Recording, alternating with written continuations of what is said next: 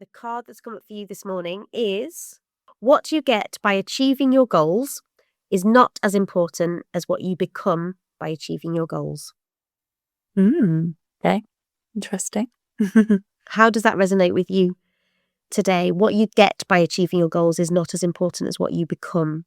Yeah, I guess it's sort of the process. It's kind of like another way of saying the process is more important than the final outcome, isn't it? And yeah, I think that's true in a lot of ways. Sometimes we're quite fixated on goals, aren't we, as a sort of culture, and what we're aiming for, and particularly in a small business, which is essentially what I'm doing now. Then it's trying to think what's the outcome. But actually, I was even thinking just today, it's the process of building up a kind of a bit of a following, or just getting people aware of what I'm doing is as important as, an event I might be running, or something like that. And then, and just in general life, isn't it? I think we learn a lot through the experiences we have and go through that can't always be quantified and isn't a sort of, tangible thing, but it's as valuable as perhaps the outcome.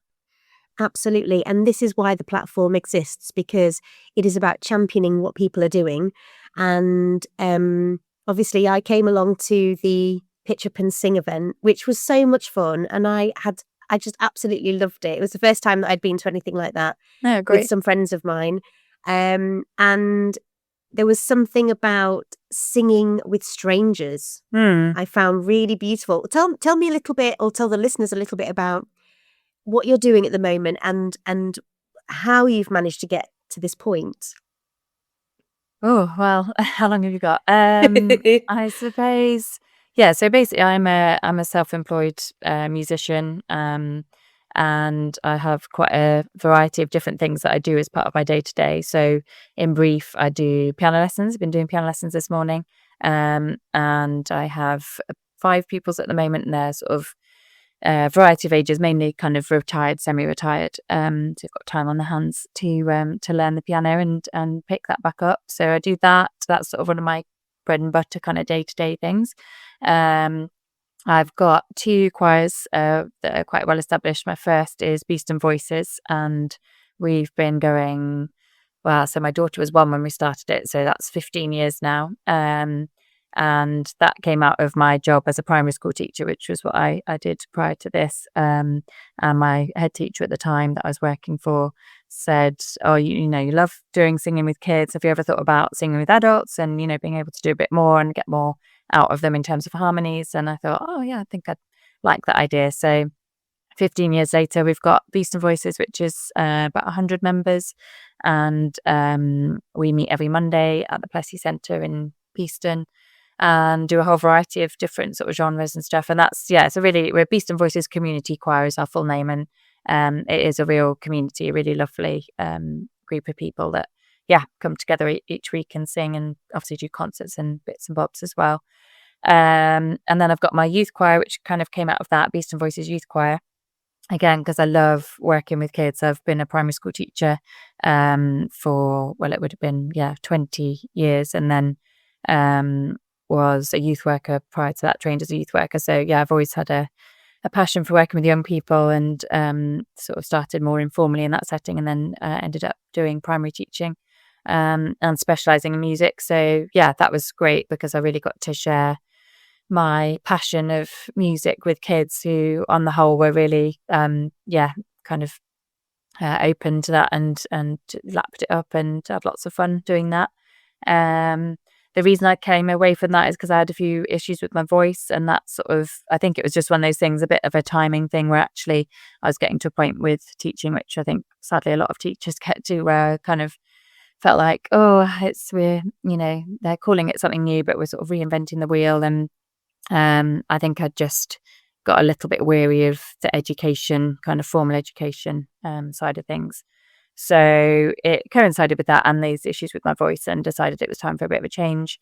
And I didn't want to give up my choirs and the stuff that I had outside of school, but I knew that I couldn't sustain all of it with my voice. So stepped away from that. That would have been, it'll be, a year and a half ago now.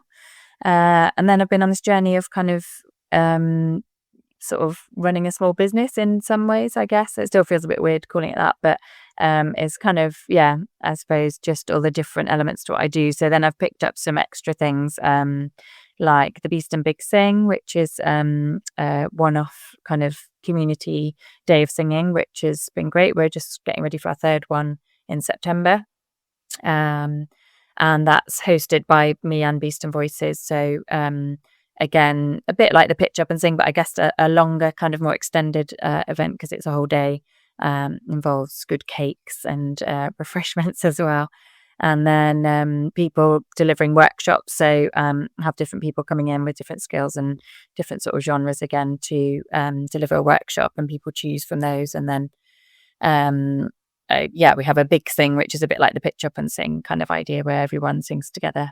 And then I've got a daytime singing group called Just Sing Beeston, which is great. And again, lovely little community where we have a different theme each week. So I've done, 80s, 90s, Beatles, Queen, girl bands, boy bands, all sorts. And that's quite a small group at the moment, but really lovely mix, and people that have really valued that, who haven't sung before at all and haven't done anything like that before. So it's quite different to my choirs, which are, perhaps more for established singers.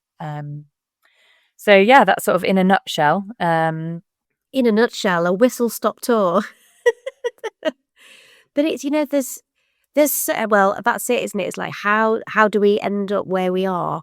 And there's a few things that I want to pick up on.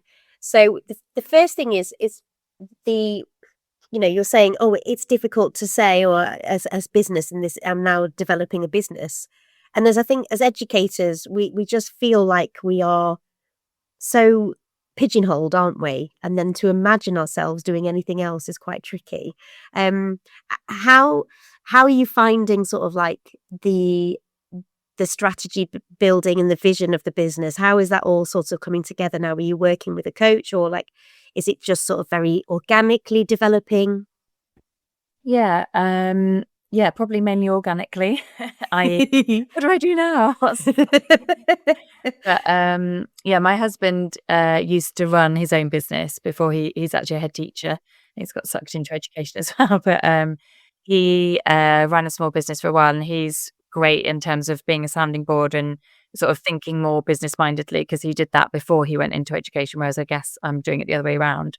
And I think you're right, it's quite a leap from kind of feeling like a public servant sort of figure, public service type role, to then something which is very much me at the helm, and trying to kind of be strategic about it and think about what I want to do. I think it's sort of the best thing, and I wouldn't say the worst thing, but the most challenging thing at the same time, because I love having that freedom and that, being creative. And actually, talking about the wilderness of creativity, your amazingly named podcast, actually, that was one of the reasons I did step away from teaching, was because I just felt like I'd got to a point where I couldn't be as creative as I wanted to. And I had lots of ideas and lots of things I wanted to do. And actually, it just felt that wasn't going to be able to happen in teaching, sadly.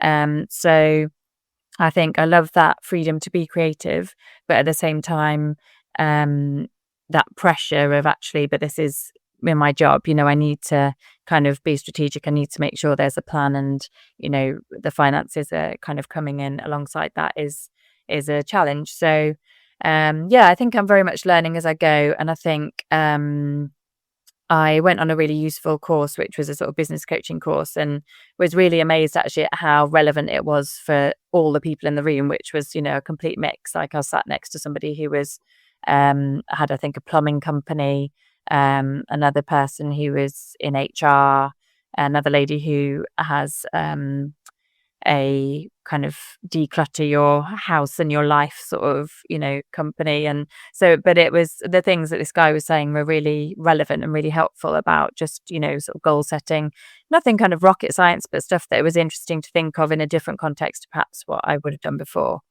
So yeah, I think it's a challenge, and I definitely feel like I'm very much at the beginning of learning how to run a business. But yeah, I'm kind of getting there, I think. Yeah, absolutely. And, you know, watching you know, you're kind of building your social media presence as well, which, you know, is lovely to see.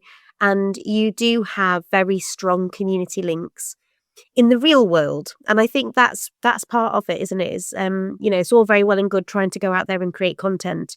But if you're doing the work with people in front of you, then that obviously helps build the community online as well. But have you always sung? Have you always played instruments? Like, what was it about music that just lit you up? Because as a fellow musician, as a singer, there is just something about it, isn't there? Yeah. And I just wondered what that was for you, for any early memories that you had about music. Yeah, so I think my dad is really musical and probably has been my biggest musical influence.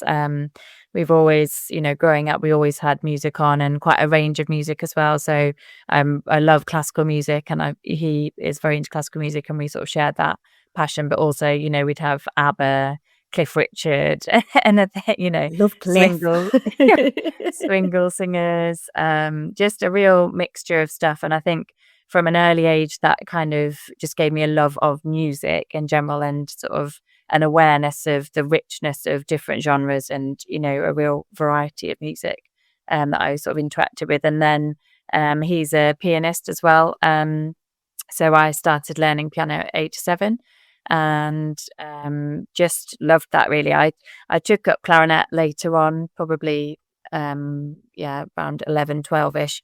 But and I got to kind of grade 5 on that, and I enjoyed it, and but the thing I loved most was playing in a wind band, which was I guess that that community again, and that sense of making a sound with other people. And I think the thing that I loved about piano was that it's sort of a sound on its own. It didn't need accompaniment, I guess, in the way that clarinet did. And so, and then singing, I was always part of choirs. And again, probably one of my other biggest influences was my middle school. I grew up in Norfolk, and we have first, middle, and high school. So my middle school music teacher was just amazing, and he was so inspiring, and took us as a choir of, I guess, age kind of 9 to 11ish, to London to sing at the Royal Festival Hall, and we were in a competition there, which was, we were kind of inner city Norwich, primary school, middle school, and it was something that just didn't really happen around there. And so he was just really enthusiastic, loved his job, loved music, and really imparted that, and particularly the singing, I think, side of things, to me at a young age as well. I've tried to get back in contact with him, actually, but never managed. Just to say that I obviously went on to become a music teacher as well. So Oh, yeah. What's his name? Let's use the power of That's a the good power of question. That's technology. completely got David. It's David Moore. I'd have to check David now. But Moore. David if you're Moore, out if you're there, listening, if you're out there, get in touch. Get in touch yeah, with the Wilderness of Creativity, and get in touch with Becky. yeah, It's so interesting, isn't it? Because the influence of a passionate, enthusiastic yeah, teacher can really set you on a path, can't it? yeah. I think it was inspiring to me as becoming a teacher. Then thinking, actually, I do have, I have a real influence, and I see that in my kids. The teachers that they love are the teachers that love their subject and are passionate about that, and likewise the opposite. Teachers that don't kind of engage with, or subjects they don't engage with, it's because of the teacher, really. And I know that for me, my my sort of secondary art teacher was just terrible, and I ended up just thinking, I just don't really like art, I'm not good at art. And you have such a influential role as a teacher on how somebody feels about something. And I've actually done, one of the other things I didn't mention was I've done quite a lot of teaching in higher education as well. So at NTU and Uni of Notts, worked on their teacher graduate programs, different ones. And one of my first questions I start with is, what was your experience of music at school? And what was of primary and secondary education? And then, what's your personal experience of music? And that's my sort of starting point to know, how do people feel about this? And a lot of the time, they will refer to a teacher and say, oh, our teacher was really strict, or oh, my teacher was great. And it is, it's such an important role to play in how somebody feels about something, isn't it? Absolutely. And music is on the national curriculum for primary, isn't it? Mm. So there is that time dedicated to music in the curriculum. Can you give us a little insight for those people who are listening who perhaps have not really thought about this for a while, the impact that that has on the children's learning in school, in other subjects, and in the wider community of a school? Yeah, so I mean, obviously, I'm a big advocate of it and of the impact it has. And there's been numerous research, over the years from people about the knock-on effect of a quality music education on all other areas in the curriculum. There's well, for a start, listening skills are so key and such a big part of music that just at a very basic level, if you're a good listener in music and you've got a good ear, then you generally are good at listening. Things like languages, there's a real link between people that are good at music and that are quite good at languages, because you've kind of got that ear of listening to nuances in how words are said, or just a different kind of listening, I guess, a slightly more focused listening. But then, yeah, like I said, research across how it affects maths and literacy, and there's so many links. So one of the things I would teach on this on my higher education kind of courses is how to look at music as being cross curricular, and how can we, because actually, although it is on the national curriculum, unfortunately it's still squeezed a lot, when there's so much pressure on teachers to deliver everything at primary, and it can get squeezed out a bit and be a bit tokenistic sometimes, not always, but in some schools. So one of the things I like to sort of focus on is actually how can you fit music into everything and anything.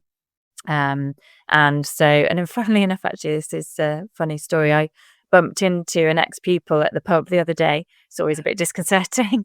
Uh, but she said to me, she said, "Oh, Miss House." And I said, "Oh, hi." And she said, "You taught me," and said the name. And it's funny when kids say that, you instantly see them back at that age. So I said, "Oh, hello, nice to see you." And she said, "Do you know the one thing I remember that's always stayed with me is the times tables, singing the times tables." So she said that really helped me, and I still do it now.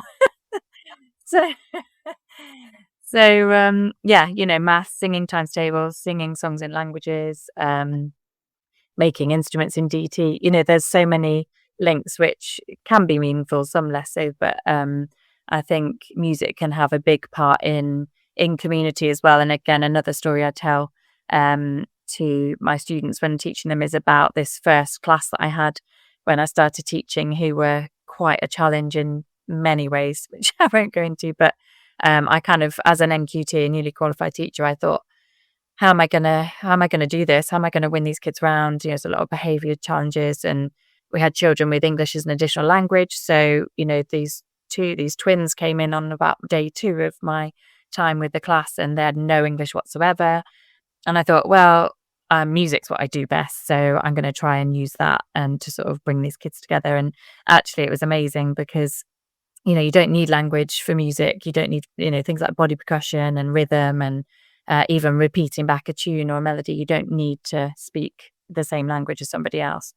So yeah, quite quickly kind of got them on board with some kind of cool body percussion stuff, and we performed it in front of the rest of the school. And you could see this class that had got this sort of reputation as being a bit of a nightmare, just starting to kind of be like, oh, well, actually this is quite good. We sound quite good, and everyone else thinks we sound quite good. And it was really lovely to see how singing and music can just bring that sense of community and bring people together, and yeah, break down barriers, I guess, that are often there as well.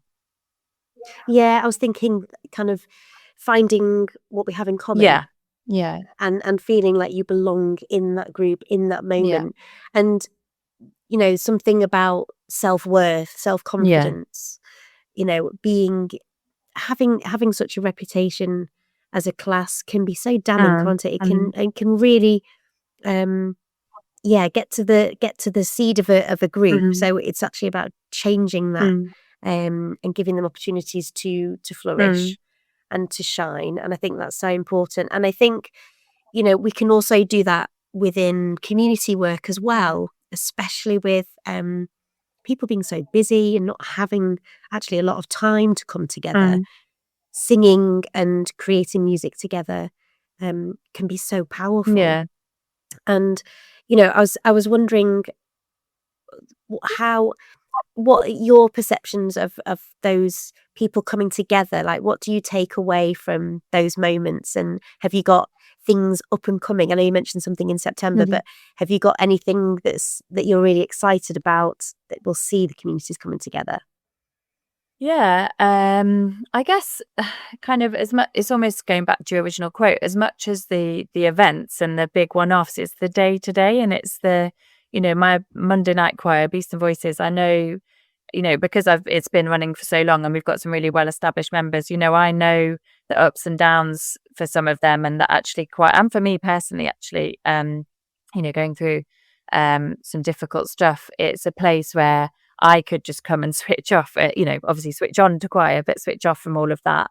And the same I know for people that have had difficult times, bereavements and just life stuff, that actually coming and being a part of that community and knowing that they're going to feel better at the end of the evening. I think that's one thing about singing, is that, you can go into an evening of choir or an event or whatever it is and just feel a bit kind of, I'm not sure I'm really up for this, but actually by the end of it, you feel so much better for it. And I guess that's about connection, but it's, physiologically as well, singing is good for you. The breathing and all sorts of kind of added benefits. So I think for me, I'm always excited about events, but actually I love the, week on week kind of, we get something from that and enjoy that. But yeah, we're kind of often working towards something. So our Beast and Voices has got our summer concert, which is on, let me get the date right, Monday the 14th of July, 13th, is that? And that's at St John's in Beeston. And we often have our summer and Christmas concerts there. And the Christmas ones are always packed. And I think everyone loves a good Christmas choir concert. So we've got our summer one coming up. So we're working towards that at the moment. And then the Pitch Up and Sing obviously is on the 28th. So yeah, there's a few more tickets left for that, but that's exciting. I'm just kind of working out the arrangements of that musically, and how that's going to sound, and hopefully bring that all together. Talk to me a little bit about that creative process of figuring out the harmonies, Yeah. of working out the arrangements, because obviously we had two songs. There was a mashup at the Pitch and Sing that I went Yeah. to. So how do you approach a song, and how do you approach that arrangement? Yeah, good question. It just happens, Oh, Lucy, of course. yeah, it's I suppose it's like any creative thing. I imagine, like I said, I'm not an artist, but I think there are sort of, sometimes it comes in fits and starts. And I was talking to my sister-in-law, who's sort of just dipping her toe in with writing, doing some writing at the moment, and writing a book. And we were just talking about how, sometimes you wake up and you're in the zone and you're like, yes, I'm like on fire. I've got loads of ideas, and, I can see how it's all going to come together. And then sometimes it's just days where you're like, oh, I can't quite, it doesn't quite fit. It doesn't quite work in my head. So I think it's like a lot of creative things, where there are kind of fits and starts of, it coming together easier. But generally what I do is I just listen to a lot of music. So I have music on most of the time. And whether that's at the gym. So for one of the last big sing events that we had, I actually heard the song for that in the gym changing room. And I just thought, oh, I love this song. I like those harmonies. I wonder what I could do. So I just Shazammed it, and added that to my playlist. And then I was like, yes, we use that. So sometimes it's like that, and it's a bit of a kind of moment, and then I work out what I'm going to do with it. Other times it's a bit more that I have a playlist. So I've currently got an ideas playlist where I might have songs that I think I definitely could do something with that. I could take a snippet of that, if not the whole song. And then I just sort of mull it over, really. And a bit similar to how I do my Just Sing sessions, where I'll have a theme in mind, but it'll just involve listening to some songs for a while. And as I'm listening to them, I start to pick out different things and start to hear different harmonies. I guess, again, a bit like when I was teaching kids to listen, because, we listen to music all the time in the car, when you're in the shower, you might have the radio on or something, but we don't really listen. We're not really picking out, the bass line, or we're not hearing all the backing vocals, or we don't necessarily notice there's a string section in the background for that bit, or there's some synths, or whatever it is. So it's actually just listening more intentionally. So I guess once I've kind of got my song, I then really sit down and kind of listen to it very intentionally and think, right, how would I do that? So for example, the last one we did, It's My Life, a lot of the sort of synthy sounds were some of the harmonies we had. And then yeah, I love a good mashup. So it's kind of thinking sometimes, yeah, what am I going to mash up? Well, you're in for a treat. The next one's a bit of a curveball, but it's yeah, I like to sort of bring something else in, and it's kind of keeping your audience happy as well, I guess. With choosing one song, it's always a risk that not everyone's going to like it. So if you can throw a little bit of something else in, that might help. But yeah, that's right, and it's a little bit like business development as well. You're not going to please everybody, Yeah. but you've got to try and cover most ground, haven't you? Yeah. So yeah, that sounds really good, and it's interesting that you talk about the creative process in the sense that ideas sometimes drop in, and then other times you're just like forcing a creative idea. But what do you do when you are hitting that sort of brick wall? What, as a creative, what's your process for getting around or through those creative blocks? I think going back to that business seminar, coaching seminar I went to, one thing that I found really helpful was he said, what is it that gets you in your optimum state? So, what are the things that are going to get you there? So some of them are simple things like sleep, having a good night's sleep, for eating well and drinking plenty of water and all those things. But actually it's kind of noting them down and thinking, what is it that makes me most kind of able to work in a good headspace? So I think for me, it's sleep is key, but exercise, I'm often much better once I've been to the gym and just had a bit of a kind of exercise to get my brain kind of functioning and just feel a bit more awake. And I'm not a morning person, but then again, if I've sort of been to the gym and I come back, I can be quite kind of productive for a few hours. I've also started taking myself to the library sometimes, because again, a big contrast for me from working in education and being at school. I've never really done the working from home thing. So that's sometimes challenging because there's just other distractions, aren't there? I'm sure many people who work put the washing on. Exactly, yeah.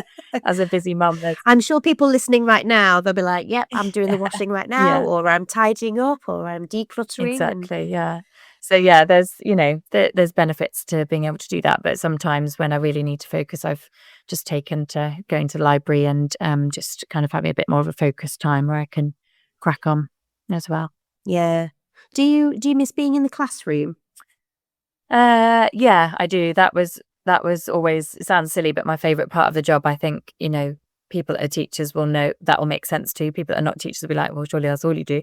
But clearly, all the marking, prepping, planning, parents' evenings, writing reports. I don't think many teachers love that side of it, but I'd sometimes, the planning side, again, it's that creativity. But yeah, I loved being with the kids and just seeing them, grasp something. Like we talked, I remember so clearly teaching them about key changes, and I think it was maybe year 5 or year 6 group, and I was teaching about key changes and how to hear it. And then I put on, it was a Beyonce song which has got like ultimate key changes in it. I was like, right, I want you to put your hand up when you hear a key change. And like they were so excited that once they got it and they could hear it, and it's just that stuff. I miss that, and I love working with kids. But actually I get a lot from my youth choir in that respect, because they're brilliant. They're just like that, really, very enthusiastic.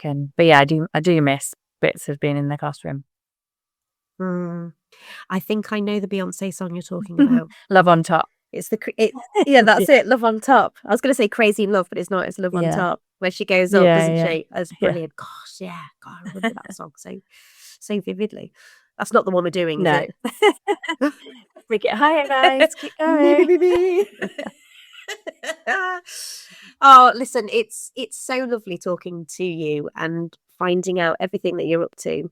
I think it's it's commendable when somebody steps away from that well-trodden path, something that you've always done, to take that road less travelled and not know where it's going to go. There is courage in that. Yeah. And there's lots of people listening to the podcast who are also on that journey, who are wanting to take the road less travelled and want to kind of explore their creativity. And one of the questions when I first started the podcast was whether or not creativity was a luxury or a necessity. What are your opinions on that? Is it a luxury or a necessity? Oh, that's a really interesting one. Do you mean for me, or do you mean for the people accessing what I do? Or is it a bit of both? How about for the people accessing it? Like what you bring to the table and offer communities? I think it's probably both, which probably isn't a very helpful answer, but I think it is a necessity in the sense that I think people's mental health and well-being is so important, and I think actually we're getting better at being aware of that and being aware of how we look after our mental health. And I think singing and music is a massive part of that for a lot of people that I work with, and they know that it's part of helping them stay healthy. So in that sense, it's a necessity. But I think, sadly, in the kind of economic climate that we're in, is also a luxury. And I think that, I found some events are easier than others to kind of fill up. And I think there's still a sense, I know personally that I can't necessarily do all the things I want to do that would be creatively inspiring and encouraging and uplifting because I can't afford them. And I think actually that is the case for a lot of people. So, our community choir is probably one of the cheapest out there. And that's partly because, our vision isn't we're going to make loads of money. It's actually to be a community choir and to be accessible. And so, we've kept our subs very low and have been very reluctant to ever kind of put them up because we haven't needed to. And also because it's about people coming along and finding that community, and it is a necessity for a lot of people. And so we don't want to, shut people out of being able to access that. But yeah, I think there are other events that are on that are perhaps are more of a luxury and perhaps not everyone can access. So yeah, bit of a mix, I think. It is. And if you look ahead now, maybe not towards like the end of the path, wherever this is going to take you, but what would you like to be doing, say, in a year's time, in 2 years' time? Where are you imagining this path taking you? I think just feeling more established in some of the events that I'm doing. So, both my choirs that I've mentioned, the adult choir and the youth choir, are well established now, and they, tick over and don't kind of need a lot of my time in terms of how I develop them, because they are developed already. They're already established. So obviously there's time in, the repertoire, the new repertoire, and all the day-to-dayness of them. But I think I'd like to get to a point where some of my other ventures, I feel well established. And I think partly that's down to me and having a bit of an overview. So the other day I kind of finally got around to doing like a year planner of actually what are my regular things that I have in, and how do they fit in with the other things that are already going on. And, Christmas, for example, and the lead up to Christmas is just a bonkers time because there's just so much musically going on, loads of concerts, and we get asked to do a lot of performances. So it's kind of me being a bit more strategic perhaps about that, and just but starting to feel like, for example, the Pitch Up and Sing is a regular fixture for people. It's something that people know is going to be on every other month. And likewise with my Just Sing, actually, when I think back to Beast and Voices, we started with 12 people.